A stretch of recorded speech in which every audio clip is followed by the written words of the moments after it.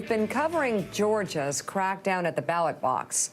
And now a number of the state's biggest companies are facing calls for consumer boycotts after Governor Brian Kemp signed the new voting restrictions into law last week. Delta Airlines faced stiff pushback on social media, accused of not having done enough to stop the bill's passage. On Friday, Delta issued a statement that said, in part, the law had, quote, improved considerably during the legislative process and noted some elements for praise. The hashtag Boycott Delta trended over the weekend. Coca-Cola is also facing boycott threats after initially releasing a statement, in part, quote, expressing our concerns and advocating for positive change in voting legislation, but falling short of taking a stance against the law.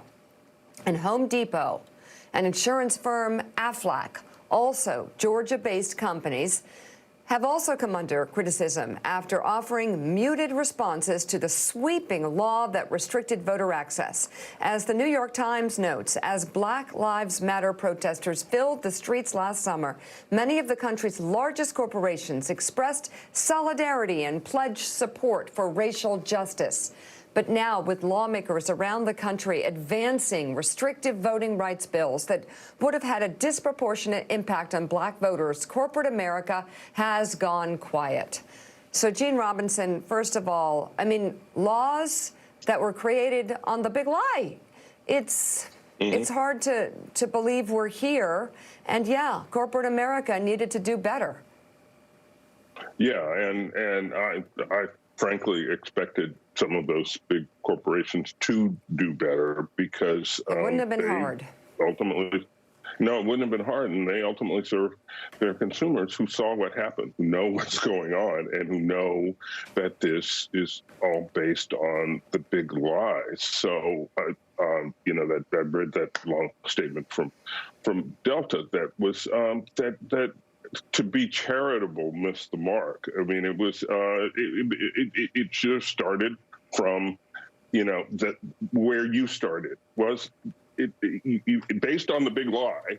You know, it's like the fruit of the poison tree. You get all these restrictions, and yes, they're not as bad as they were initially proposed, but they're really, really bad, and they're based on a lie. Delta and others should have been able to come out and say that clearly, right. And I think their customers would have appreciated that. I think their customers don't appreciate what they in fact did. And Tom, while this is all, you know, two things can be true at the same time, does this impact the Republican Party? It has to, because. And this is something I've brought up in the past. It's another sign of the collapse of confidence within the Republican Party in anything like ideas or policy or beliefs about anything except the raw exercise, the keeping and exercising of power. This is every one of these legislative maneuvers in Republican-controlled legislatures is another way of saying there is no way we can sell anything to the public. The only way we can stay anywhere near the levers of power is to pass restrictive laws and to disenfranchise and suppress and keep other Americans away from voting.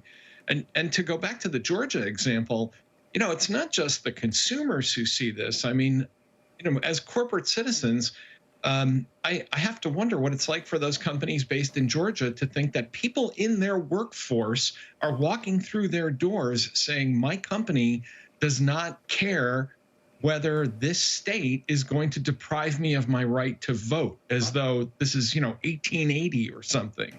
But I think what it really says about the Republican Party is that the Republican Party has just become an empty shell for the gaining and keeping of power by a rapidly diminishing group of white conservatives who fear being pushed out of the national debate because they have nothing to offer.